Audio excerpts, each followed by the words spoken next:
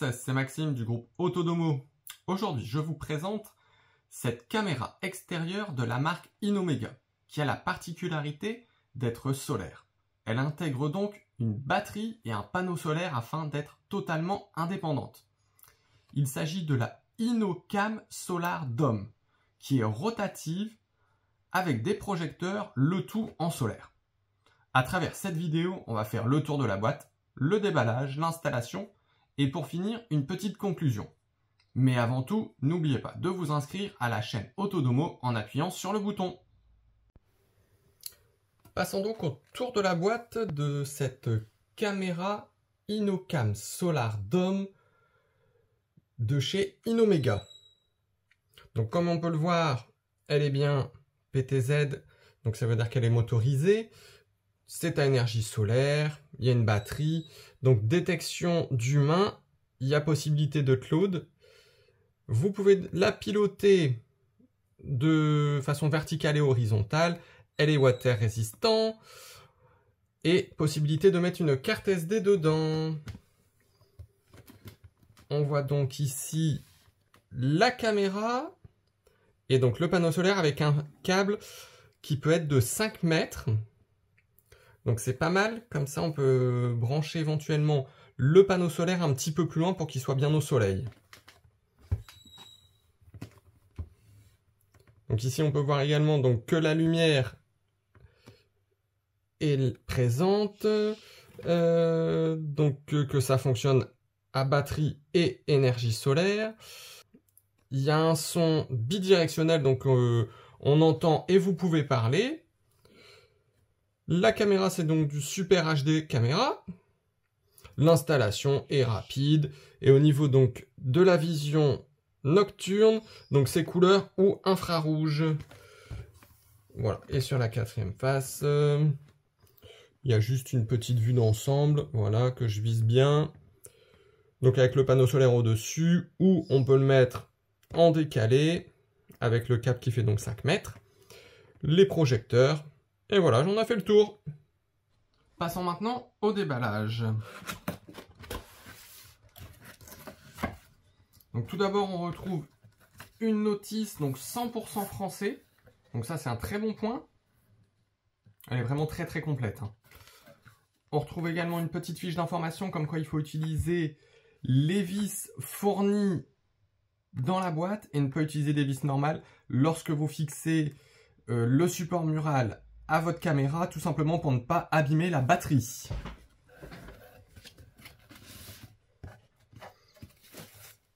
Donc tout ça est très bien emballé, comme vous pouvez le voir, très bien protégé. Donc on retrouve en premier plan le panneau solaire avec son fil. Je vais mettre ça sur le côté. Donc encore bien protégé, hein, pas mal de mousse. Ensuite, on peut donc voir la caméra avec donc le support mural. Et donc c'est ici où il faut faire attention, il faut bien mettre les vis fournies et ne pas mettre les vis que vous trouvez chez vous. Tout simplement parce que derrière vous avez la batterie et il ne faut pas venir percer la batterie. On va mettre ça sur le côté également. On retrouve la rallonge, donc qui fait 5 mètres. Le kit de fixation, donc vous avez également la clé hexagonale, des petits supports ici comme vous pouvez le voir pour fixer le fil, que ça traîne pas partout, c'est bien collé au mur. La pince donc pour venir insérer et retirer la carte SD. On retrouve également le support pour le panneau solaire. Donc tout ça, c'est super. Et puis, on a fait le tour. Mais du coup, ce qui va surtout nous intéresser, c'est donc la caméra et le panneau solaire. Donc, il y a deux possibilités au niveau de la caméra et du support solaire. Enfin, du panneau photovoltaïque.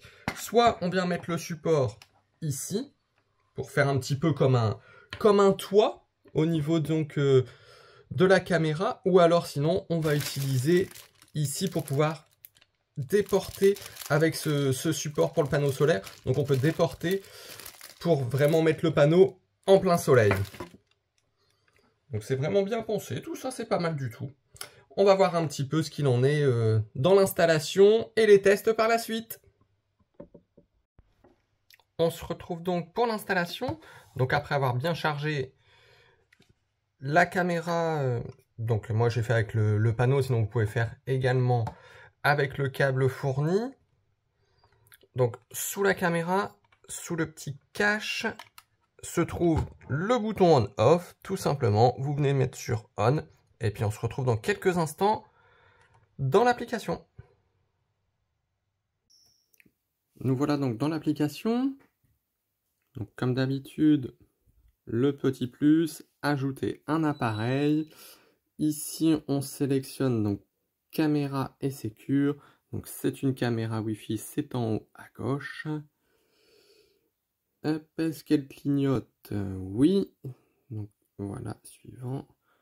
Et la caméra dès le début me parle... En attente de connexion Wi-Fi. Voilà, comme vous pouvez le constater, elle parle directement en français. Maintenant vous avez... Voilà, donc maintenant vous avez le QR code à scanner. Réception des informations réseau. Donc c'est comme d'habitude, hein, c'est comme pour toutes les caméras, il n'y a pas de souci. Donc à savoir, là, il vous demande si vous avez entendu le bip. La caméra n'émet pas de bip. Elle le dit directement, hein, qu'elle a réceptionné les données. Voilà, donc on peut, comme d'habitude, sur la droite, vous avez le petit bouton qui ressemble à un crayon pour changer le nom de la caméra.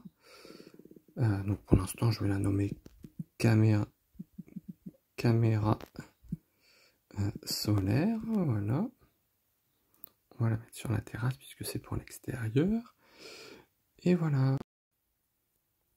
Voilà, donc on se retrouve un petit peu dans l'application, que je puisse un petit peu vous montrer les paramètres que l'on peut régler. Donc déjà, comme vous pouvez le voir, la qualité est vraiment pas mal. Donc là, on est donc sur une vision HD, donc en 3 mégapixels, avec un angle de environ 85 degrés. On peut bien évidemment zoomer un petit peu. On peut vraiment zoomer très fortement dessus. Bon, la qualité est un petit peu impactée, hein, forcément. Mais là, c'est vraiment à l'extrême, juste pour vous montrer qu'on peut bien zoomer. Donc ici en haut à gauche, on peut retrouver donc, le pourcentage de la batterie. Et honnêtement, elle tient très bien, puisque moi, je l'ai chargé à 100% il y a 3 jours. Ensuite, j'ai débranché le panneau solaire pour voir un petit peu la capacité de la batterie. Donc je l'ai laissé à l'extérieur. Donc, panneau solaire débranché. La batterie n'a pas bougé d'1%, hein, enfin de 10%, puisque ça change de 10 en 10. Elle est toujours à 100%, malgré des tests effectués un petit peu la nuit. La journée, j'ai eu pas mal de détection de mouvement également, donc ça n'a pas bougé malgré tout ça. Donc on a également la possibilité de choisir si l'on veut la qualité, on peut mettre en SD, donc là forcément ça serait un petit peu moins bien, mais si on a un mauvais réseau, ça peut aider un petit peu, on repasse en HD. Quelque chose d'intéressant aussi, on a le pourcentage de réception du Wi-Fi. Ça c'est sympa aussi, comme ça on peut savoir exactement si on la met à tel ou tel endroit, si on va bien capter ou pas. Donc ensuite dans les paramètres, forcément il y a la relecture. Ici, j'ai pas mis de carte SD, hein, mais voilà, sinon on peut donc insérer une carte SD ou via le cloud de la Smart Life. Donc, à savoir la carte SD, c'est 128 Go au maximum, ce qui est déjà pas mal du tout. Donc bien évidemment la galerie, si vous avez fait des petites captures. Je vous en montrerai quelques-unes après pour que vous puissiez voir un petit peu la qualité d'image. C'est vraiment bien, et la nuit je suis très surpris, c'est vraiment très très bien également, hein. Au niveau du theme color, voilà, c'est juste voilà, un petit truc en plus, hein. Voilà, on passe en dark mode ou en light mode. Bon, moi je préfère le light, je suis habitué. Le mode nuit, donc soit en infrarouge, soit le mode couleur, donc là ça va allumer les 2 projecteurs qui sont de part et d'autre de la caméra et qui sont relativement puissants. Voilà, ils se déclenchent pas là parce qu'il fait pas assez sombre, mais sinon ils sont très puissants quand même, hein. Donc l'anti-scintillement. Le pire, hein, donc c'est le détecteur de mouvement. Donc on peut régler sur faible sensibilité, sensibilité moyenne, haute sensibilité. Moi j'ai pour habitude de le laisser sur le moyen. Là je l'ai éteint parce que je suis devant pour vous expliquer, sinon on va recevoir plein de notifications. Voilà. Ensuite, bien entendu, on peut donc diriger en haut, en bas, à droite, à gauche.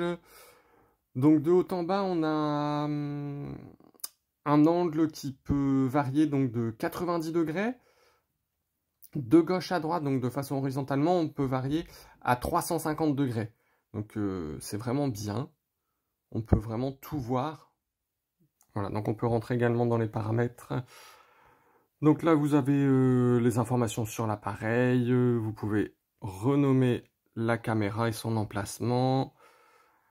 Vous pouvez faire des scénarios, des automatisations. Quelque chose de sympa, j'ai pas testé.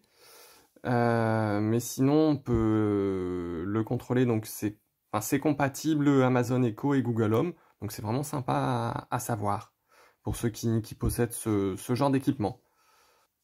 Voilà, donc ici, donc dans les réglages de fonction de base, c'est un petit peu, entre guillemets, du classique. On retrouve tout ce qu'on a l'habitude, donc en version d'image, hein, forcément, si la caméra est à l'envers, la surimpression.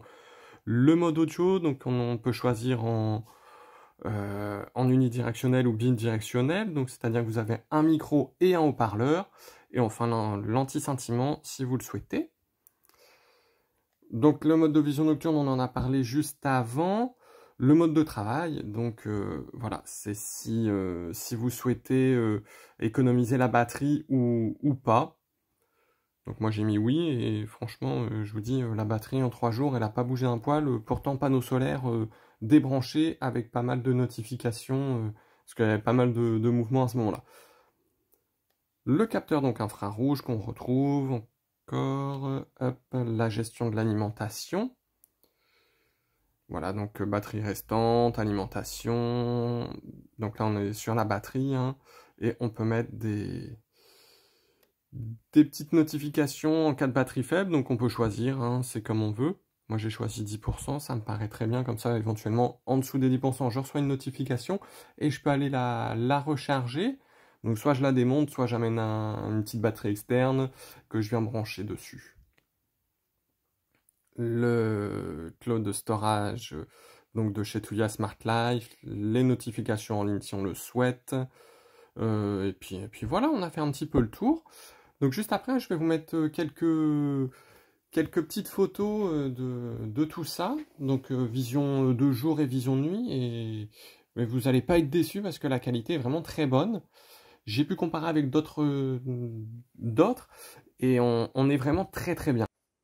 Voilà, je vais profiter donc de ces petites captures pour vous montrer donc la qualité de la vidéo. Donc vous retrouverez des visions de jour, de nuit en infrarouge et de nuit avec les 2 projecteurs qui sont de part et d'autre de la caméra.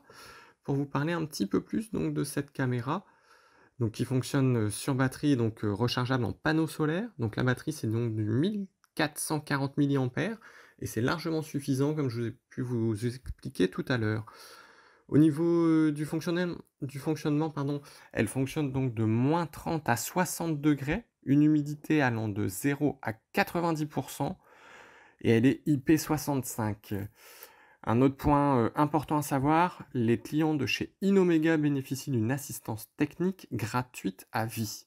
Donc en cas de pépin, vous les contactez, si vous avez un petit problème de connexion, d'appareillage ou des choses comme ça, ils sont là pour vous aider. Donc c'est un très bon point chez Inomega. Voilà, donc on se retrouve donc pour la partie de la conclusion sur cette vidéo sur la caméra de la marque Inomega. Il s'agit donc de la Inocam Solar Dome, donc qui est rotative, sur batterie et donc qui fonctionne avec le panneau solaire. Moi, je lui trouve quasiment que des qualités. Le panneau solaire qu'on puisse mettre sur le dessus comme ça pour faire un petit peu comme un toit, je trouve ça vraiment pratique. La possibilité d'utiliser la rallonge et la fixation ici qu'on peut donc mettre le panneau solaire un petit peu en décalé. pour être en plein soleil, pour pouvoir recharger la batterie. C'est vraiment pratique aussi. Non, je lui trouve vraiment que de bonne qualité. Il y a un petit truc qui me chagrine, mais là c'est vraiment pas de la part de Inomega, mais plutôt de Tuya et Smart Life. C'est-à-dire qu'on ne peut pas utiliser les projecteurs sans recevoir de notification. Donc si jamais vous voulez vous en servir comme projecteur simple quand vous passez devant, à chaque fois vous recevez une notification. Donc ça c'est un petit peu dérangeant. Peut-être que dans une mise à jour ça sera solutionné. Mais là c'est vraiment pas Inomega, c'est vraiment Smart Life Tuya qui fait ce petit problème là. Autre chose à savoir qui peut être un petit peu perturbant au début, quand on fait aller la caméra donc de façon horizontale, donc de droite à gauche, elle a tendance à bloquer par moment, mais en fait c'est pour pouvoir fixer plus précisément des points devant ou à 45 degrés. Mais au début ça perturbe un petit peu, on se demande si c'est pas une défaillance. Honnêtement je ne pense pas, je pense que c'est fait exprès pour pouvoir viser droit devant plus facilement. Mais ça peut être un petit peu perturbant au début. Sinon voilà, la qualité de 3 mégapixels est correcte. J'ai pu donc comparer avec d'autres caméras également sur batterie. On est très très bon là-dessus. Peut-être même un petit peu meilleur que d'autres marques, notamment en infrarouge. Les deux spots ici, hein, ils sont très puissants. Donc pour la vision de nuit, ça marche très bien.